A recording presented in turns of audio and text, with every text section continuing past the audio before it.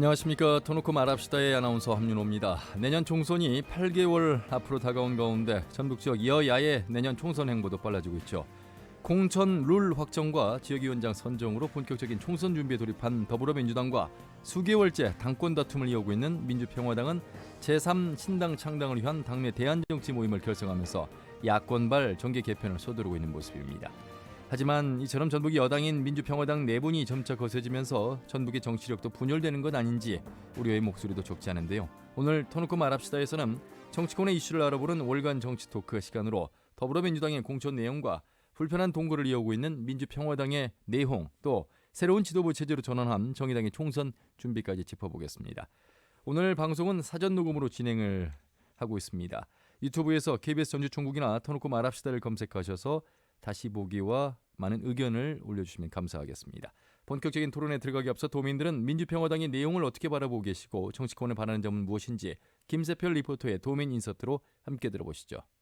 전북에서는 민주평화당 영향력이 센 편인데 요즘 정동영 대표를 중심으로 한 당권파랑 그렇지 않은 반당권파가 갈등이 있잖아요. 똘똘 뭉쳐도 모자른 때 이런 모습을 보인다면은 전북 도민 입장으로서 좀 안타까운 것 같아요. 이렇게 갈등이 계속된다면 민심을 잃어서 지지율도 결국 추락하지 않을까 싶어요. 민주평화당이나 바른미래당 같은 정당들이 새로운 신당을 만든다고 말이 많은데 제 생각은 어느 정도의 분위기는 바뀌겠지만 새로운 정치인들이 아니고서는 해체된 정당에서의 정치인들이 새로운 신당으로 들어간다면 이름만 바뀐다고 해도 상황은 똑같을 것 같아요. 곧바로 총선 분위기로 갈 것 같은데 전북 정치권도 새로운 인물을 들이는데 힘을 써야 할 것 같다고 생각해요. 그리고 전체적으로 소수 정당들, 바른미래당이나 민주평화당, 정의당 등이 국민들의 관심 대상이랑은 조금 존재감을 드러낼 수 있도록 좀 노력을 해야 될 것 같고요. 대한 세력으로 좀 더 커졌으면 해요. 민주당이 총선 준비를 본격적으로 시작을 하는데 권리당원 가입 조건이 까다롭다는 생각이 들더라고요. 7월 말까지 권리당원을 모집한다는데 이미 과열 양상을 띠고 있고 아무래도 정치 신인들이 들어가기 굉장히 어려울 것 같아요. 정치 신인들이 많이 등용되어야 새로운 정치를 할 텐데 그런 부분이 안 되니까 많이 아쉽죠.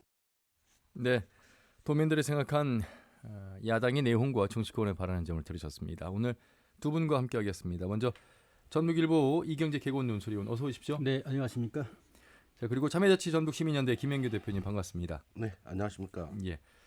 자, 이경규 의원님, 네. 지난 지방 선거도 그렇습니다만 역시 더불어민주당이 항상 선거를 앞두고 서두르는 모습, 또 앞장서는 모습이었습니다. 그만큼의 어떤 몸집도 크기도 하겠습니다만 자신감도 있는 모습이고 역시 공천 경쟁을 이제 치열할 것으로 예상이 되기 때문에 그런 준비 과정이 좀 많지 않겠습니까? 그렇습니다. 민주당은 지역 정서상 이쪽을 이제 주로 오는 그런 정당이고 또 집권 여당이기도 하고 그래서 공천 누리랄지 또 사고 지역 지구당 위원장 교체 같은 거를 지금 빨리 하고 있는데요. 예. 일단 전라북도 같은 경우는 3개 지역구의 위원장이 사고 지역 위원장으로 계셨는데 일단 그걸 마무리를 했습니다.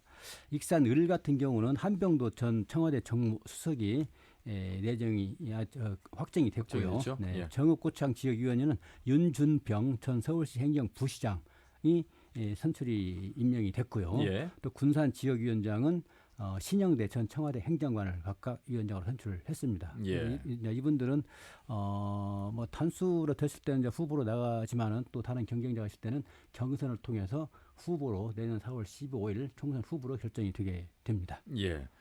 역시 공천 경쟁은 치열하리라 예상을 하시죠? 그렇습니다. 이쪽은 민주당 아성이기도 하고 예. 또 경선에서 후보로 내정이 되면은 거의 본선 당락에 예. 관해서는 상당히 한시름 덜은 그런 그 지역이기 때문에 경선에 올인을 할 걸로 보여지는데 일단 지역위원장들 교체하고 또 예. 물망에 오른 사람들 보면은 아쉬운 대목이 좀 역량 있고 리더십이 있는 신인들의 얼굴이 좀 안 보인다는 거. 그런 측면에서 내년 총선도 그렇고 그런 인물들의 경쟁이 아니냐. 그런 정도 이제 현재 시점에서 예측을 해볼 수가 있겠는데요. 앞으로 경선이 내년 2월 또 늦으면 3월까지는 이제 마무리가 될 텐데 그 중간에 또 인물들이 아마 부각이 될 그런 상황이기 때문에 주시해서 봐야 되는 그런 상황이 되겠습니다. 예. 자, 패스트트랙 여부에 따라서 달라지긴 하겠습니다만 김영규 대표님 이제 10곳 현재 현행 유지대로 봤을 때 어떤 더불어민주당의 지역위원장의 그 인재 영입한 모습도 그렇고요. 앞으로의 어떤 달라지는 모습도 좀 평을 해주신다면요. 네, 실제 군산의 신영대의 지역 협의장이나 익산의 한병도 지역 협의장은 영입이 아닙니다. 이미 그 전에 선거에 출마한 경험들이 예. 몇 번에 걸쳐서 낙선 경험도 있었고, 다만 최근에 청와대라든지 기타 곳에서 활동을 하다가 다시 지역에 내려왔다는 특징이 있는 것 같고요. 예. 정읍구청 같은 경우는 뭐 전형적인 관료 출신이죠. 서울시 부시장까지 했다가 이제 정치에 나온 케이스입니다. 근데 이 지역예배당들은 선거일 민주당의 어떤 현재 당원 동기화하면 12월 15일 4개월 전에 이제 사퇴를 해야 한다고 보면 예.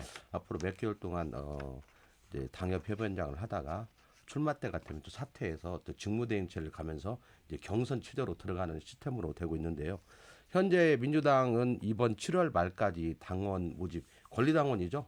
권리당원 50대 일반 여론조사 50으로 되고 있어서 예. 이 권리당원을 확보하는 게 실은 가장 중요해져 버렸습니다. 왜냐하면 권리당원을 또 많이 확보한 사람이 일반 여론조사에서 높게 나올 확률이 아주 높기 때문에 그런 어떤 과정 속에 있다 보고 이 권리당원을 확보하는 문제에 있어서 쉽게 정치 신인들이 접근하기가 어렵습니다.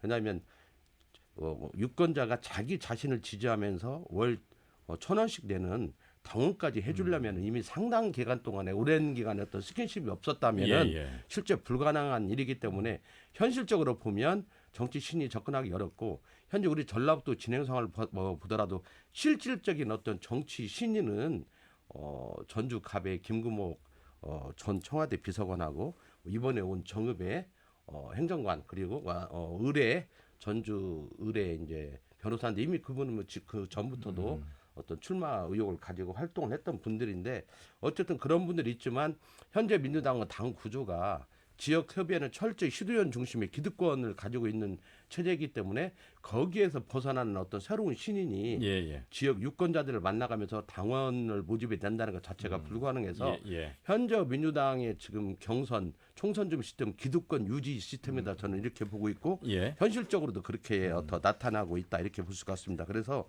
이런 문제들을 앞으로 기간 동안에 좀 극복을 해야 하는데, 지난 총선 때도 보면 이 단수 공천하는 것들이 힘을 제대로 못 쓴 경우들이 많았거든요.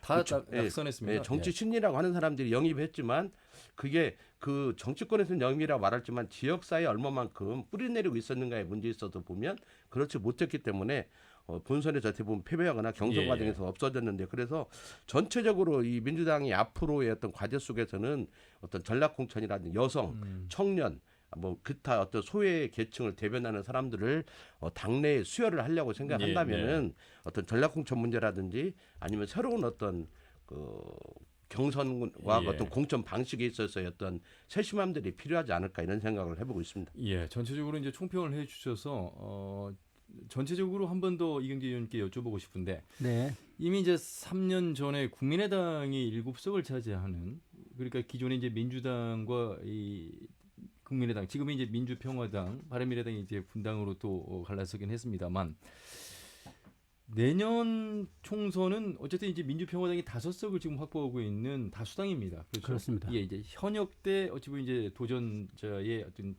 그 총선 구조 속에서 더불어민주당의 공천 룰도 중요하겠습니다. 아울러서 이제 정치 신인의 진입, 이런 부분들의 어떤 경쟁이 어떻게 다각화돼서 좀 다양해질 거라 예상이 되는데, 쉽지 않은 뭐 항상 늘 선거였습니다만 내년 선거는 좀 더 그런 부분에서 좀 다양하게 해석이 될 수 있겠습니다.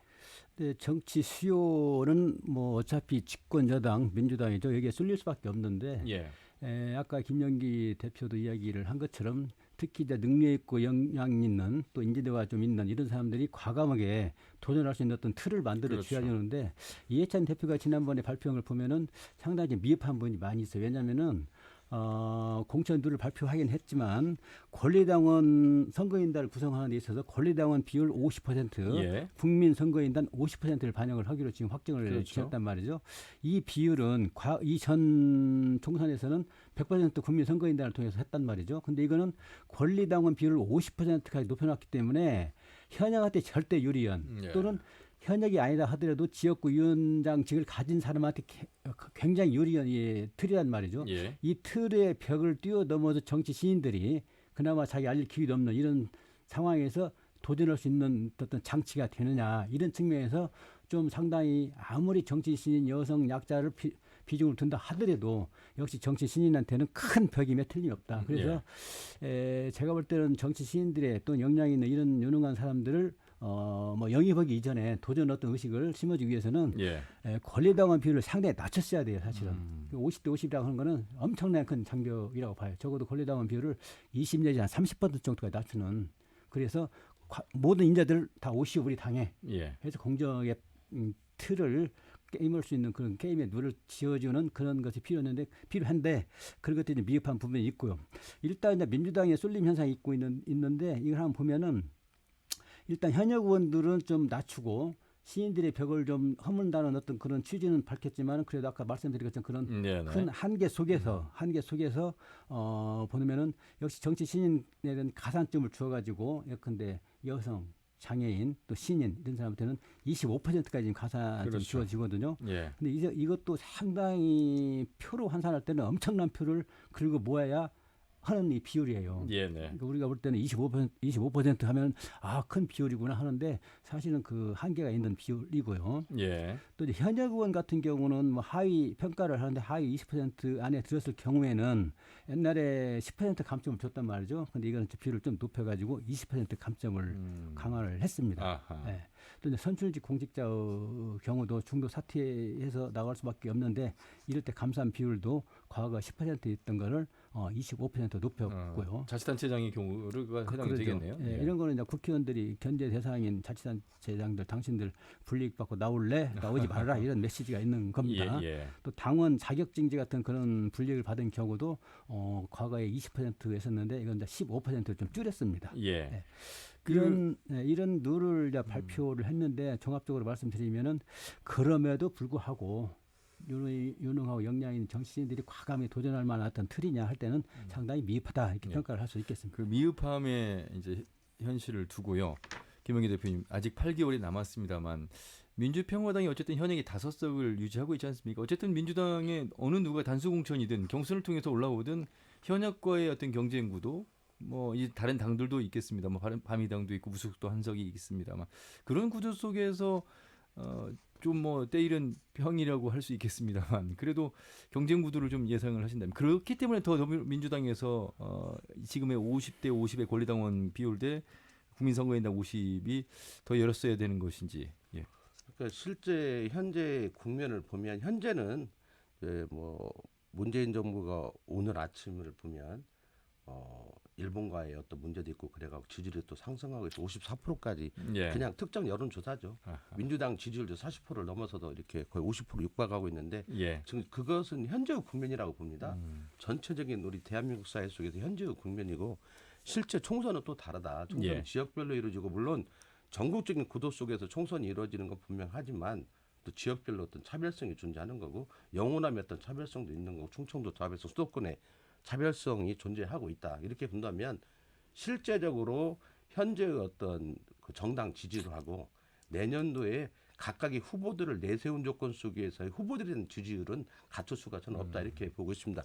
그 이전에 이미 4년 전 선거에서는 이제 국민의당 바람이 불어서 민주당이 참패를 해서 단 2석밖에 못 건지고 대부분 이제 무소속과 국민의당에게 현역 의원들을 양보했는데 현재 현역 의원들이 어떤 당적 그 구조 무소속과 민주당을 제외한 현역 의원들의 무소속과 민평당 바른미래당으로 이렇게 나눠져 있는데 이 속에서 전국적인 어떤 존재감은 미약하지만 지역 속에서는 열심히 표밭을 누비고 있는 어떤 조건들이 많이 있기 때문에 또 현역 의원이 가지고 있는 기득권적인 요소들이 많이 있습니다. 그래서 그런 것들은 내년도에 이제 본격적인 선거 국면에 들어가면 전국적인 정당 지지율도 물론 영향을 미치겠지만 후보 개인들이 가지고 있는 역량, 능력, 그다음에 지역민들과 얼마만큼 속에서 뿌리내리고 지지를 받고 있는가. 그리고 우리 전라북도 전체로 봤을 때는 과연 저 인물이 우리 전라북도를 대표해서 중앙 정치 무대에서 어떤 역할을 할 수 있는가. 이런 것들이 종합적으로 판단되면서 유권자들의 표심이 움직이기 때문에 현재의 국면이 그대로 갈 거라고 보면 안 된다고 보고 있어서 그런 의미 있어서 민주당이 상당히 현재의 어떤 지지에 취해서 보수적으로 아니면 자만적인 모습의 어떤 경선 방식을 취한 게 50대 50 그 권리당원과 국민참여경선이라고 보거든요. 예. 그 이전에는 쉽게 많은 신인이라든지 유력한 전국적으로 유력한 인사들의 어떤 정치 참여를 촉구하기 위해서 당원 비중을 많이 줄였습니다. 아예 없앤 적도 있고 그런데 이번에는 50%라고 하는 걸 주었다는 이야기는 기득권을 준 건데 우리 전라북도 입장에서 보면 민주당 현역원이 2명이고 이 두 명의 현역 의원도 중앙 정치 무대에서 존재감이 없을 뿐만 아니라 지역 속에서도 현재 어떤 역할을 하고 있는가에 대한 어떤 비판들이 많이 있는 게 사실이고 그리고 나머지 8명의 지역 협의회장들은 원내에 있으면서 또 역할들을 하고 있었겠지만 실제 문재인 정부 들어와서 이렇다 할 역할들을 못 하고 있는 것이 또 사실이거든요. 예. 그럼 전체적으로 본다면 어떤 큰 폭에 있어서 변화와 혁신, 물갈이가 필요했는데 쉽게 말하면 권리당 50대 국민 참여 같은 50으로 하다 보니까 그 지난 공천 말뚝만 박아도 당선되는 우리 전라북도에서 공천에서 탈락한 사람들 그리고 문재인 정부에서도 큰 쓰임을 받지 못한 사람들이 그런 권리당 50이라는 무기를 대서 지금 다 거의 뭐 현재 분위기로 가면 크게 탈이 없으면 거의 경선을 참여하는 건 당연한 거고 어떤 공천을 받을 수 있는 확률까지 있는 것 이런 것 자체가 실은 현재의 문재인 정부라든지 민주당의 지지에 취해 있는 집권 여당의 어떤 민주당의 어떤 모습이다. 그래서 실제 내년도에서 어떤 표심과 앞으로 과정 중의 변화에 따라서는 그러한 것들이 쉽게 말하면 민주당 뜻대로 되지 않을 확률도 높다. 근데 문제는 이제 민평당인데요.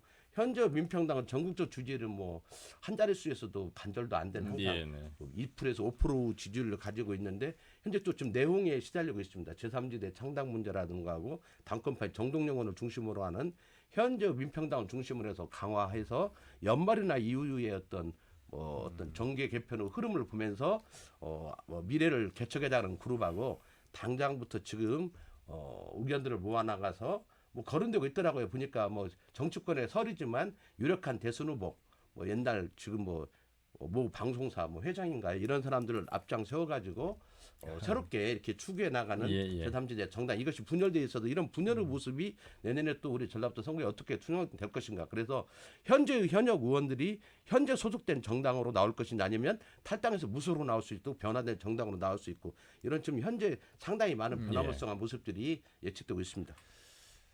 국민의당이 높은 지지를 보낼 때 아마 유권자인 도민의 마음은 새로운 정치의 어떤 대안 기대를 하셨겠습니다만 지금 그 하나의 정당인 민주평화당은 안에서의 그 내홍을 겪고 있습니다. 사실 호남 정당이라고 불리울 정도의 어찌 보면 지지율 자체가 적은 작은 정당으로 지금 이제 몰리고 있는 상황 속에서 이 내용까지 겹쳐서 과연 이대로 내년 총선을 치를 수 있을 것인가? 그렇기 때문에 이제 의견이 분분한 거 아니겠습니까? 이경재 의원님. 그 민주평화당을 보면 상당히 안타까운 대목이 많아요. 왜냐하면은 정당 지지율은 지금 2% 안팎인데 내용을 겪으면서 내용도 내용이지만 이제는 감정의 골까지 깊어져 있고 인신 공격까지 서로 지금 해대는 상황이라 도저히 이런 시점에서 보면은 같이 갈 수 없는 정당이 돼버린 거 아닌가. 결국은 깨질 수밖에 없는 다시 한번 또 한번 분화할 수밖에 없는 정당. 그 길로 지금 가고 있는 것처럼 보여지고 있어요. 근데 보면 일단은 뭐 변화와 희망의 대한정치연대에서 이제 대한정치 모임이 구성이 돼 있는데 유성엽 원내대표가 그 좌장격을 맡고 있고 또 정동영 대표는 현재 대표이기 때문에 거의 대리보고 있는 그 상황인데 뭐 도식을 간단히 말씀드리면은 대한정치의 주장은 그거예요. 우리가 지금 2% 안팎의 지지율로 어떻게 다음 총선을 치를 수 있겠느냐. 다 죽는다. 뭔가 새로운 활로를 모색해야 된다. 그것이 제3지대다. 그래서 결국은 바른미래당 호남, 민주평화당 이쪽 호남 세력하고 합쳐서 하나의 정당을 만드는 것. 이것이 앞으로 제3지대였던 정당의 모습이 될 텐데 정동영 대표 쪽은 그에 대해서 이게 지금 무슨 소리냐. 국민적 정서는 그것이 아니다. 제3지대라고는 하지만 당신들 개인적으로 살아나려고 하는 그런 수단밖에 되지 않는 거 아니냐. 정치를 하려면 좀 크게 해라. 국민이 호령하고 명령할 때 해야 되는 것이지 자기들 살아남으려고 그런 변화를 하고 당을 깨고 나가는 것은 국민 뜻에도 맞지 않을 뿐만 아니라 정치 더 이상 가능치 않다. 이렇게 대립을 하고 있는데 결국은 제가 볼 때는 둘 다 똑같이 살아남기 위한 그런 어떤 액션들에 불과하고 수사들에 불과하고 살아남기 위한 몸부림들 지금 양쪽이 다 치고 있는 거라고 봐요. 그래서 일단은 가을 정기국기 이전에 뭔가 좀 액션 플랜이 좀 나오면서 행동화가 될 것 같은데 일단은 호남을 모태로운 정당이고 또 그 합정연임하는 대상이 또 바른미래당 호남 계열이기 때문에 호남 주민으로서는 유권자로서 상당히 주시해서 봐야 할 그런 게 있어요. 다만 이제 국민적 어떤 동의랄지 합의를 끌어내기 위해서 제3지대 정당이 태동을 하려면은 어떤 정체성을 갖고 그렇죠. 어떤 예. 그런 지향점을 갖고 국민들 또는 호남 국민들의 협의정을 가질 것인가 이것이 가장 중요한 건데 아직 거기까지는 진도가 나가지 못한 상태고 예. 역시 내용을 겪는 그런 수준에서 반복이 되고 있다고 봐야 되겠습니다. 그래서 예. 특히 4년 전에 민주당이 몽둥이로 두들겨 맞지 않습니까? 전라북도에 그렇죠. 2석 건지고 전남 광주에서 1석 건지고 그랬는데 정말로 3석 건진다는 28석 가운데 3석 건진다는 이건 말도 안 되는 거죠. 예. 그래서 저 이번에도 좀 뭔가 심기일정해서 사람도 좀 많이 귀화보고 또 정치 시인들 대중성 있는 사람들 끌어모아가지고 내세워야 되는데 그런 역할도 지금 안 보이는 상태에서 민주평화당마저 저러고 있으니까는 호남의 어떤 정치 세력이랄지 주춧돌 놓기가 상당히 어려운 그런 국면이고 또 호남의 정치 의식 도민들의 예. 주민들의 그 정치 의식은 상당히 높은데 정치권은 그 아주 그 하류에서 그 수준에서 몸들고 있기 때문에 역시 그런 점도 안타까운 대목이 아닐 수가 없습니다. 바로 이제 그 대목인데요, 김은기 대표님. 제3지대 창당이 가능할까? 이것도 뭐 약간 의구심이 듭니다만 중요한 건 각자가 살아남기 위해서 지금 이렇게 이제 의견들을 내세우고 있는데요. 문제는 그 정치인을 뽑아야 되는 유권자들이 안중에 있는 것인가? 그럼 유권자들은 선택의 폭이 이제 다양해졌다고는 합니다만 이런 구도 속에서 어떤 후보를 선택해야 되는 것인가? 이것이 정당에 대한 선택이 또 중요하겠습니다만 뭐 인물에 대한 선택까지 합쳐져서 상당히 좀 고민이 많이 되는 대목이겠습니다. 우리가 선거 때만 되면 우리나라의 어떤 정당법, 선거법의 어떤 불일치에서 나타나는 측면이 있거든요. 예. 일단 5년에 한 번씩 대통령제를 채택하고 있어 대통령 선거가 있으면 아무래도 이 그 어떤 정치 세력들이 양 구도로 대통령 후보를 그렇죠. 중심으로 양강 구도가 이루어지는 측면이 강하고 예. 또 국회의원 선거제도가 소선거구제입니다. 뭐 아니면 도싸움을 하다 보니까 당이 아무리 많더라도 선거가 다가올수록 당선을 중심으로 합종영향하는 경향들이 발생하다 보면 거대 양당 중심으로 이렇게 재편되는 흐름들이 항상 있다 와서 이 정당법, 선거법과 전체적인 것들을 바꾸지 않으면 항상 있는 문제다. 왜냐? 배지를 목숨 금과 억조로 여기는 사람들은 현재 우리나라 정당이 큰 이념간의 뭐 특정 자유한국당을 제외하고는 이념의 스펙트럼이 이렇게 높지가 않습니다. 예. 크게 차별성이 없기 때문에 뭐 민평당에 있으나 민주당에 있어서나 정체성도 큰 차이가 없고 물론 진보적인 정당은 좀 다르겠죠. 아주 보수적인 정당은 좀 다르지만 야권의 전체적인 흐름에 있어서는 바른미래당에 있는 사람도 호남 쪽에 어떤 국회의원들이 현재 있고 그래서 예. 이런 소수 정당들의 어떤 생존 욕구 이런 것들이 있는데 결국 우리나라에 있어서의 정당의 어떤 정치권의 합종 연행은 수도권 판가리 싸움에서 누가 유리한가 문제를 거의 결정났다고 봅니다. 왜냐하면 예. 영원하면 뭐 이미 40년 동안 지역구도가 아무래도 큰 틀에서 유지되고 있기 때문에 거기에서 당락은 뭐 여가 되든 야가 되든 다 같은 예. 편이라고는 인식이 있는데 지금 갈수록 수도권은 국회의원 숫자도 이제 50% 넘어가거든요. 예. 이번 선거도 그러면 어. 그다음에 그 쉽게 말하면 막강한 국회의원 숫자를 갖고 있는 수도권에서 만약에 패배한다면 그건 일당을 잃는 거나 거의 비슷한 예. 어떤 상황이 벌어지기 때문에 여기에서의 어떤 경쟁력이 만약에 떨어진다면 어떻게든 이합집산을 해가지고 그 경쟁력을 강화하려고 하고 유리연대는 또 유리연대로 이런 것들을 해서 우리의 정계 개편은 영호남을 중심으로 이루어지는 건 아니다. 거기 여기는 종속 변수 예. 주요 변수는 수도권에서 내년도 총선을 앞둔 상황 속에서 1, 2월 달 이제 뭐 설이라고 표현하죠. 우리 설 전국 속에서의 어떤 정치권의 흐름 이런 것들이 어떻게 규정되에 따라서 현재처럼 갈 수도 있고 예. 아니면 불리하면 이전에도 보면 수도권에서 일당을 만들기 위해서 뭐 진보정당하고도 연합 공천도 하고 뭐 여러 가지 것들이 수도권에서는 큰 표 차이로 예. 당락이 결정되는 게 아니기 때문에 그래서 그런 변수가 있는데 현재 지역에서 움직임들은 뭐 돌파구를 만들기 위한 그런 현재의 정적인 정당 구도를 어떤 흔들어보는 어떤 예. 과정들인가 저는 이렇게 보고 있는데 결국 가장 중요한 건 내년 선거를 민주당이 내년 초에 가서 어떤 방식으로 치를 것인가에서 결정나지 현재 바른미래당이나 민평당 의원들 합종연합으로 결정난 건 아니다는 겁니다. 예. 유승희 원내대표를 이제 연결할 텐데 그 전에 이경재 의원님 네, 제3지대라면 이제 그 스펙트럼이 넓지가 않습니다. 그렇죠? 그렇죠. 현재 네. 뭐 민주평화당 안에서 이제 정동영 대표를 중심으로 해서 또 유승희 원내대표를 중심으로 해서 이게 이제 의견 차이가 있는 상황 속에서 과연 제3당이라고 해봤자 이제 바른미래당의 김관영, 정운천, 무소속의 이홍호 그리고 이제 몇 분 안 되는 그런 상황입니다. 이 전북 내에서만 보면 말이죠. 근데 의견도 다 다르거든요, 지금. 그렇죠. 그래서 제3지대로를 이야기를 하는데 사실은 제3지대의 그 엑기스는 뭐냐면은 어떤 정치적 어떤 이념성 예. 그걸 가지고 스펙트럼을 이런 정도 해서 규합하는 그런 사람들의 어떤 집합체를 이제 이야기를 하는데 예. 추구하는 거는 예를 들어서 뭐 중도적 가치랄지 또는 뭐 다양성을 그 우리는 그 포용하는 어떤 그런 가치랄지 이런 가치 중심의 연합체가 돼야 제3지대론의 핵심이 되는데 예. 지금 아까 말씀하신 것처럼 지금 제3지대론이라고 하는 거는 그냥 살아남기 위한 몸부림. 그 명칭만 3지대론이지 이념적 정체성이랄지 또는 그 추구하는 가치들로 인한 3지대론이 아니라는 거죠. 그래서 예. 성공하기가 좀 어렵다고 보는데 국회의원 개개인이 살기 위한 어떤 그런 집합, 체읍, 명칭, 모임 그런 수준밖에 안 된다고 지금 저는 보는 겁니다. 예.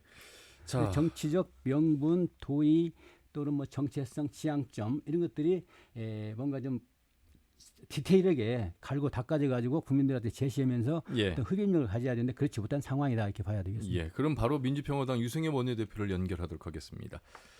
유승엽 원내대표님 안녕하세요. 예, 안녕하세요. 예. 대표님 신임 원내대표 되신 지 2달 정도밖에 안 되셨죠? 5월 13일이니까 예. 2달이 좀 넘었나요? 5월 13일이니까. 예. 그 2달밖에 되지 않으셨는데 이 민주평화당이라는 배가 조금 예. 흔들리는 모습을 우리 많은 국민들께 보여주고 있어서 사실 뭐 예. 제대로 중심을 잡기 위해서 흔들릴 수는 있겠습니다만 예. 이게 대한정치 출범을 강조를 하셨습니다. 말씀부터 들어보겠습니다. 예. 사실 지난 18일 날 한국은행에서 우리나라 금년도 경제 성장률이 2.2%까지 추락할 것이다라는 전망을 내놓았는데 예. 또 뭐 국내 전문가들 또 연구소들에서는 뭐 1%대 후반까지 경제가 나빠질 것이다 이렇게 전망들을 하고 있습니다. 결국 이것은 현재 문재인 대통령과 집권 여당인 더불어민주당이 우리나라 경제를 실패의 길로 이끌어가고 있다라는 것이 이제 드러나고 있는 것이고 또 반면에 자유한국당 역시 과거 이명박 박근혜 정부를 거치면서 우리나라 경제를 망친 장본인이다라는 그런 원죄에서 벗어날 수 없는 그런 형국입니다. 그래서 이런 기득권 양당의 거듭된 실패 속에서 무너져가는 대한민국 경제를 살려낼 어떤 대안으로서 예. 변화와 희망에 대한 정치연대를 시작을 하게 된 것인데요. 여기에서 우리가 뭐 어떤 정치공학적인 이합집산보다도 더 우리가 중요시하게 생각해야 할 것은 정말 본질적인 일은 경제난의 원인을 정확하게 진단하고 또 적실한 처방을 제시를 해서 경제가 다시 한번 살아날 수 있도록 하고 또 민심을 우리가 끌어모을 수 있는 비전과 정책을 내놓아서 우리 국민들의 좀 어떻든 기대를 모으고 지지를 이끌어내는 방향으로 우리 정치를 만들어 나가자. 뭐 이런 차원에서 제3지대 신당의 길을 모색해 보는 것이 필요하겠다. 비록 어렵고 힘든 가시밭길이 애견이 되지만은 예. 정말 부단히 노력을 해서 나라를 구하는 그런 예. 심정으로 제3지대 신당을 향해서 나아가자 이런 뜻입니다.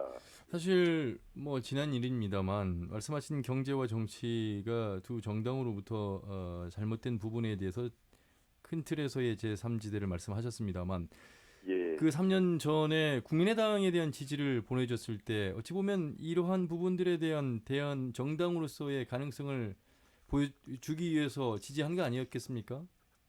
그런데 이제 그렇게 우리가 그런 기대 속에서 그런 당부 속에서 국민의당이 출범을 했던 것인데 예. 그 과정에서 뭐 대선 패배 이후에 그 잘못된 헤어짐이 있었고 국민의당에서 예. 또 바른정당과의 또 잘못된 만남을 거치면서 소위 민주당과 자유한국당을 제외한 제3세력들이 사분오열되고 지리멸렬해져 가지고 뭐 정치 자체에서도 무기력증을 보여주었지만은 예. 대한민국을 좀 새로운 대한민국으로 거듭나게 하자. 특히 대한민국의 무너져가는 경제를 살려내자라는 그러한 역할을 우리가 못 하다 보니까 현재 이렇게 어려운 상황에 우리가 좀 처해져 있는 것이 아닌가 이렇게 생각을 합니다. 예. 많이 반성하고 있습니다. 그렇군요. 이경재 위원과 김한기 대표 함께하고 계시는데 위원님 먼저 인사 나누시죠. 네, 안녕하세요. 이경재입니다. 아이고 오랜만입니다. 안녕하세요. 반갑습니다. 예. 예. 예. 아유, 고생 많이 하십니다. 예. 그 제3지대 정당 이렇게 말씀을 하셨는데 정당 예. 정당이라고 하면은 이제 뜻을 같이 하는 사람들의 집단 예. 그런 걸 뭐 좀 어렵게 이해하면 정체성이랄지 또는 이념적 어떤 지향의 어떤 가치 이런 것들 함께하는 정당이라고 봐야 되겠는데 지금 현재 말씀하신 걸 들어보면은 경제난의 어떤 원인 진단을 하고 뭔가 희망을 주는 그런 그 민심을 끌어모을 수 있는 그런 정당 이렇게 얘기를 지금 하셨거든요. 예. 그러면 결국 제3지대 정당에 그 추구하는 어떤 이념이랄지 정체성 이건 어떤 것이 된다고 볼 수 있을까요? 사실은 지금 우리 민주평화당이 또 제3세력들 내에서도 가장 또 이렇게 지리멸렬해진 이런 모습을 보이고 있는 것이 먼저 지지율로 드러나고 있습니다만은 예. 저는 작년 8월 전당대회 때 우리 그 정동영 현 대표께서 민주평화당 대표께서 예. 민주당과 정의당 사이로 가야 한다 이런 말씀도 하셨고 예. 또 취임 시부터 민주당보다 더 좌측으로 가야 한다.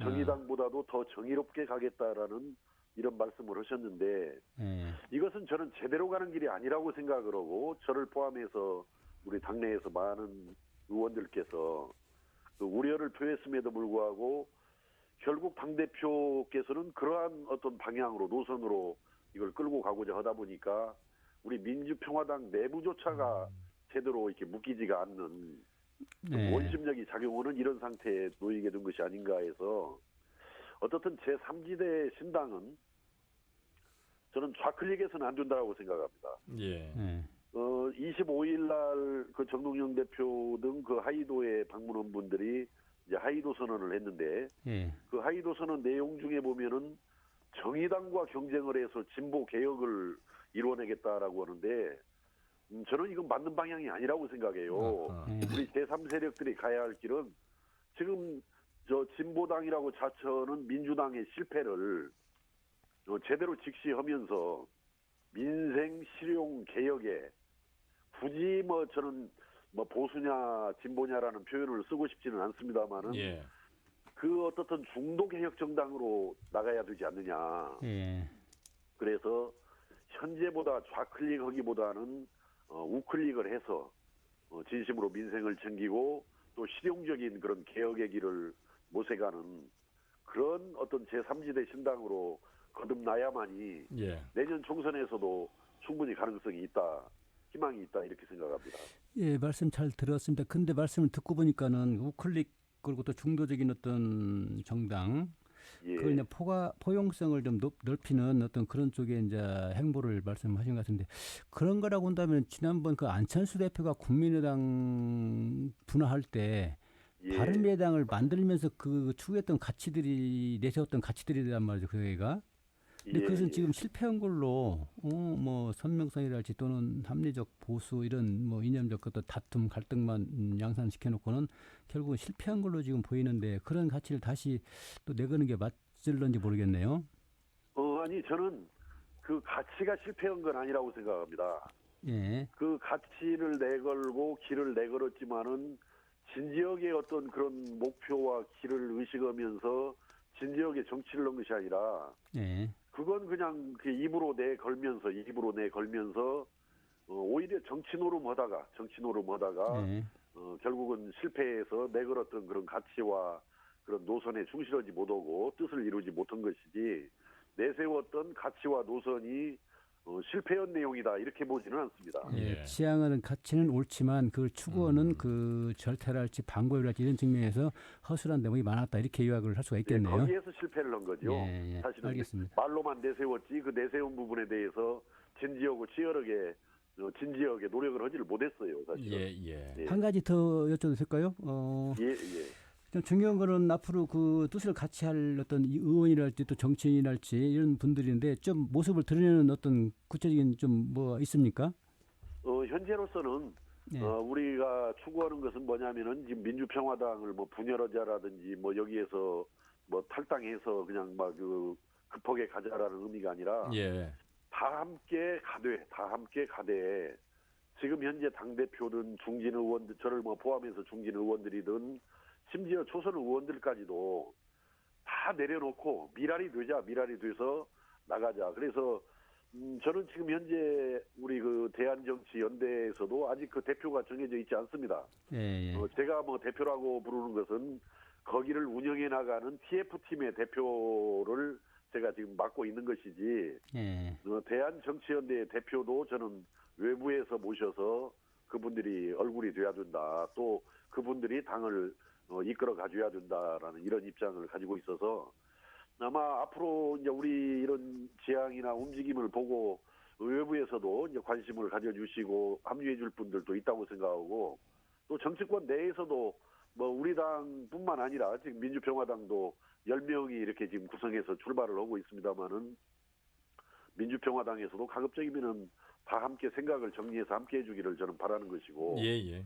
또 뭐 다른 당에서도 어떤 변화들이 있어가지고 또 우리와 함께 할 수 있는 분들이 있다면은 함께 여기를 기대하면서 예. 이제 출발을 하는 겁니다. 예, 알겠습니다. 김영희 대표님 인사 나누시죠. 안녕하세요.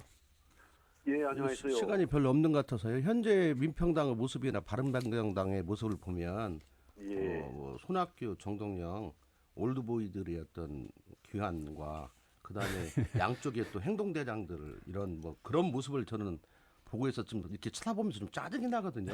뉴스에 나올 때마다. 그래서 저는 예, 그리고 우리 전라북도 정치를 위하거나 우리 호남 정치, 전국적인 정치를 위해서도 저는 예. 그 현재 민평당 네 분이 그 예, 바른미래당처럼 되면 안 된다고 봅니다. 그건 거의 막합하가는 수준이고, 민평당은 예, 적어도 정동영 의원과 유성엽 의원이 더 예. 내밀한 대화를 나눠서 큰 틀에서 저는 차이가 없다고 보거든요. 정동영 의원도 결국은 한 12월 달에 가서 더 봐야 하는 거 아니냐, 너무 급한 거 아니냐고 말하고 있다고 저는 봐요. 예. 그래서 충분히 대화가 가능하고, 그리고 우리가 지금 대한 정치가 이렇게 박지원 이제 원로시잖아요. 이제 어떻게 보면 예, 이제 현역에서 물러나서 뒤에서 정치적인 자문이나 할 사람 앞장 세우고, 또 대한 정치색으로 거론되고 있는 사람이 또 모 재벌사, 방송사 사장으로 저는 많이 이야기돼요. 유비통신으로 그렇게 돌고 있더라고요. 그럼 아까 예, 말한 그게 중도부하고 뭐 어떤 관련이 있는지도 모르겠고, 그래서 예. 이전에 한번 우리가 안철수 현상을 겪어봤는데 그런 것이 지금 나타나는 것도 아니고, 그래서 저는 예. 뭐 여러 가지 논의를 할 수 있는데 그게 당내 논의에서 충실하면 서로 감정은 상하지 않고, 네. 그래서 큰 예. 틀에서 하나가 되고 플러스다는 정치를 해야지.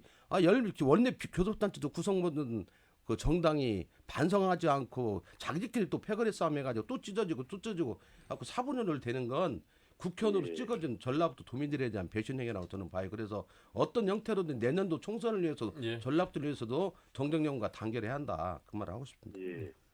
저도 그래서 대외적으로 이것이 어떤 분열이라든지 갈등으로 비춰지지 않도록 예.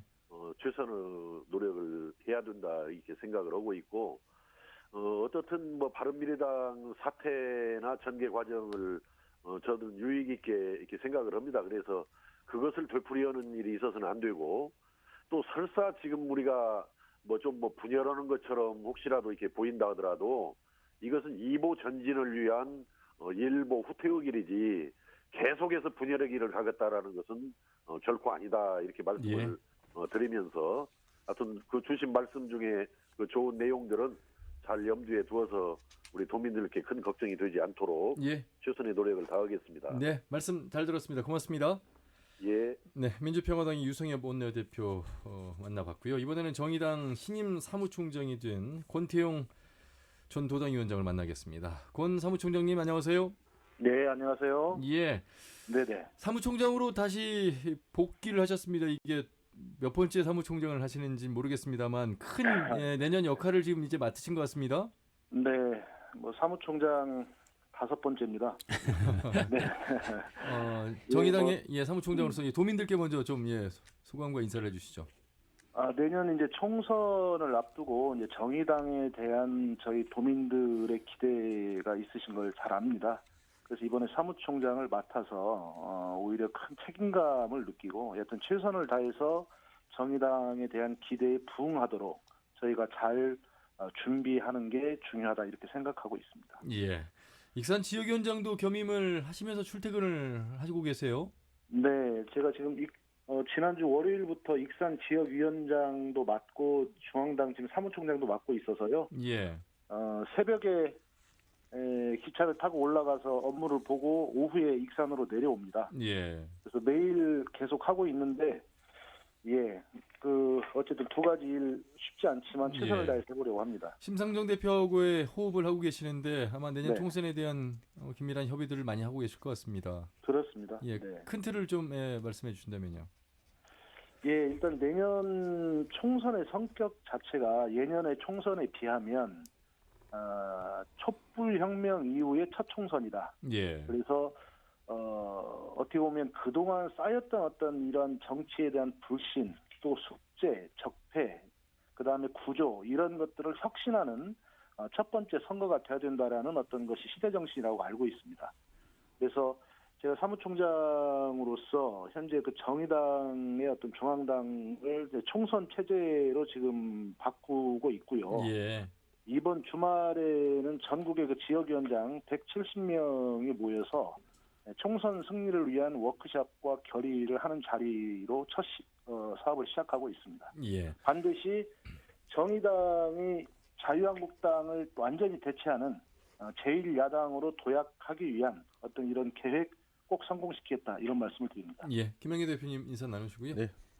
이틀 전에 또 서울에서 국회에서 뵀는데 오늘 또 그렇습니다. 네, 전화 반갑습니다. 네네. 저는 일단 이제 권태용 사무총장님이 내년 이제 8개월 남은 선거에 실무를 이제 총지휘하시는 분인데 지역구하고 양립이 가능한 것인지 그래서 네. 뭐 이렇게 뭐 출퇴근하신다는 건 뭐 부지런하고 체력 네. 적으로 힘들게 좀 하겠다는 거야 뭐 박수 칠 일인데 예. 네. 실제적으로 정당이 내년도 총선에서 자유한국당을 노리고 제1야당의 뭐 대학을 이렇게 노력한다고 본다면 좀 더 분업화되고 전문화대한 거 아닙니까? 그래서 우리 권 총장도 총선도 비례면 비례, 지역이면 지역 이런 것들이 분명하게 되면서 네. 가야 정의당 어떤 총선에도 사무총장으로서 역할을 분명히 할 수 있을 것 같은데요. 네. 쉽지는 않지만 사실 뭐 시간만 가지고 되는 건 아니라고 보고요. 제가 2016년부터 그래도 지금까지 계속 지역에서 여러 활동을 하면서 많은 분을 배워왔기 때문에 사실 이제 중앙당의 이런 숙제와 또 지역의 어떤 숙제를 그래도 어쨌든 안 받을 수 없는 소명처럼 받아서 이것을 꼭 해내겠다 이런 결심을 하게 된 거고요.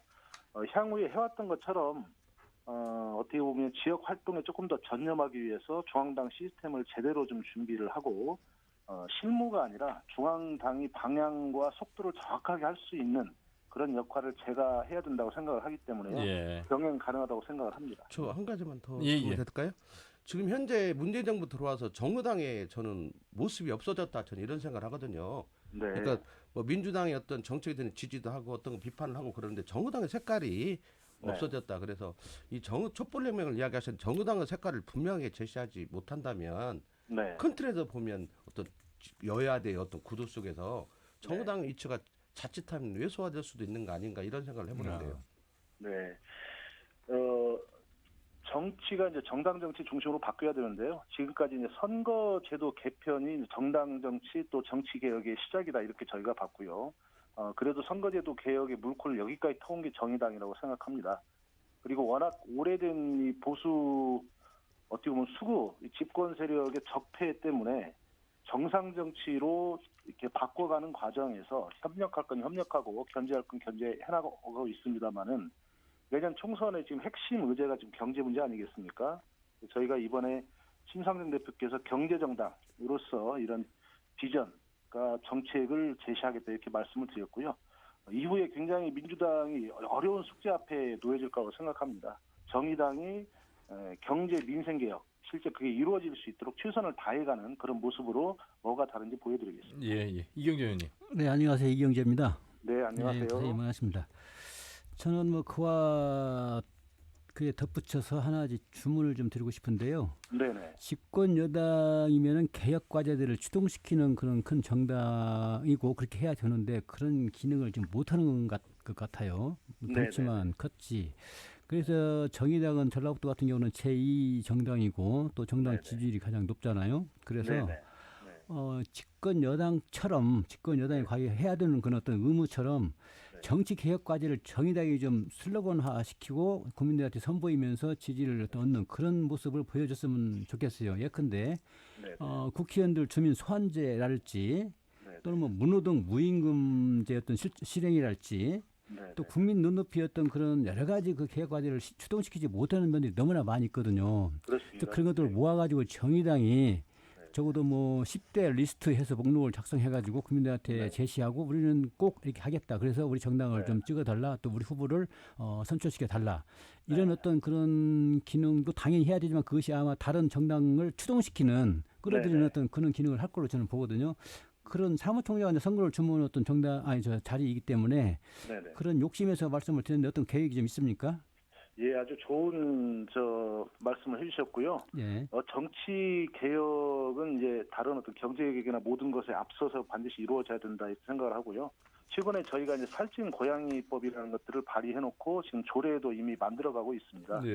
내용은 현재 최저임금과 공공부문의 그 월급 수준을 5배 이내로 좁히자는 겁니다.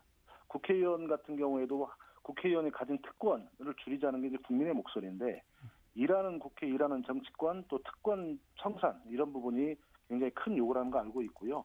말씀해 주신 대로 저희가 이미 실천하고 있거나 목표로 삼고 있는 내용들을 정확하게 국민들이 보실 수 있도록 해서 이번에 그 정치개혁 목표, 그다음에 구체적인 어떤 실천 과제 이렇게 해서 제시하고 그 앞에서 제가 실천하도록 노력하겠습니다. 예. 자, 도당 위원장을 맡으시면서 전북에서 상당히 많은 활동을 해오셨습니다. 이제 정의당의 사무총장이 되셨는데 사실 내년 총선 정의당이 10개 지역구의 후보들을 또 얼마나 좋은 후보들을 낼 수 있을 것인가도 관심사고요. 네네. 그 내년 전북의 총선 준비를 조금 죽기가 시기상조일 수도 있겠습니다만 그런 부분에 노력하시는 부분을 좀 듣고 싶습니다.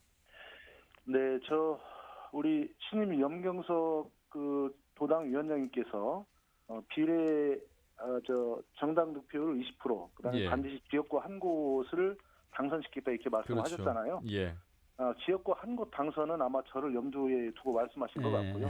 제가 꼭 실현하도록 하겠습니다. 그리고 지난번에 저희가 전라북도에서 12.88%, 약 13% 정도의 지지율을 얻었고요.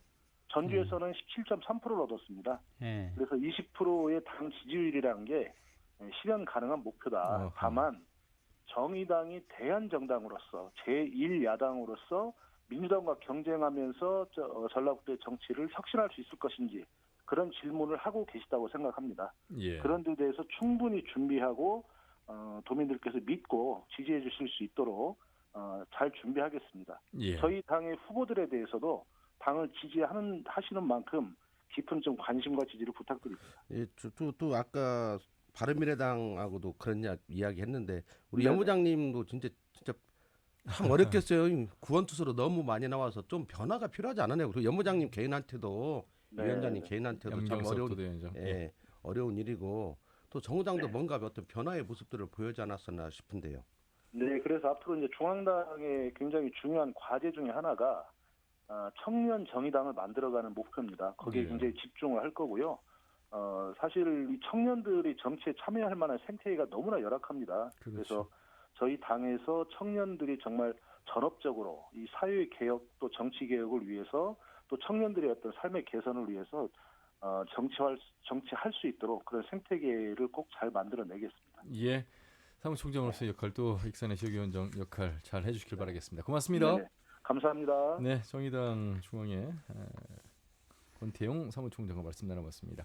이경재 의원님, 이제 민주당의 어떤 30년 독주 체제를 국민의당으로 한번 바꿔봤고요. 이제 바꿔봤는데 또 이것이 또 다시 원상태로 돌아온 느낌입니다. 유권자 입장에서 이제 내년 총선을 또 바라보는 관심사가 좀 많을 것 같아서요. 한 말씀 부탁드리겠습니다. 네, 4년 전에 민주당에 대한 몽둥이로 두들기 패가지고 뭔가 좀 일탈하고 좀 나태한 그런 것들을 좀 경각심을 주긴 했는데 아까 말씀하신 것처럼 또 국민의당이 절대적인 또 지지를 보내줬지만 결국 다시 분화돼가지고 질이 멸렬하면서 말만 대한정치 제3의 지대론 이렇게 했는데 결국 우리 유권자들 국민들의 다했다고 봐요 저는. 그래서 휘둘리는 어떤 그런 정치 인들한테 휘둘리는 그런 유권자가 되지 말고 예. 선거 때만 유권자는 갑이 있지 않습니까? 선거가 끝나면 바로 을이 돼요. 그래서 선거 때 갑질을 좀 제대로 하자 우리 유권자들이 절대 휘둘리지 말고 의식 있게 정말 눈높이를 좀 높여가지고 역량 있고 정말 알겠습니다. 뭔가 우리 주민을 위해 지역을 일할 수 있는 사람을 뽑자